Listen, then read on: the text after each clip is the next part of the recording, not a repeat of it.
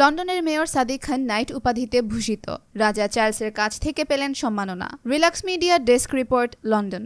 লন্ডনের মেয়র সাদিক খান ব্রিটেনের রাজা চার্লসের কাছ থেকে নাইট উপাধিতে ভূষিত হয়েছেন।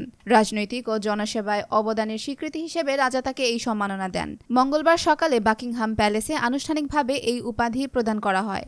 ৫৪ বছর বয়সী সাদিক খান ২০১৬ সালে প্রথমবার লন্ডনের মেয়র হিসেবে নির্বাচিত হন এবং ২০২১ ও ২০২৪ সালে পুনর্নির্বাচনের মাধ্যমে ইতিহাস গড়ে তৃতীয় মেয়াদে অধিষ্ঠিত হন। এই কৃতিত্ব অর্জনকারী তিনি লন্ডনের প্রথম মেয়র। নববর্ষের সম্মাননা তালিকায় নাইট উপাধি ঘোষণার পর স্যার সাদিক বলেন, আমি সত্যিই বিনীত। দক্ষিণ লন্ডনের এক কাউন্সিল ফ্ল্যাটে বেড়ে ওঠার সময় কখনো ভাবিনি একদিন লন্ডনের মেয়র হব। তিনি আরও বলেন, লন্ডনবাসীর জন্য আরও সুন্দর, নিরাপদ, সবুজ এবং সমৃদ্ধ একটি শহর গড়ে তুলতে আমি প্রতিশ্রুতিবদ্ধ।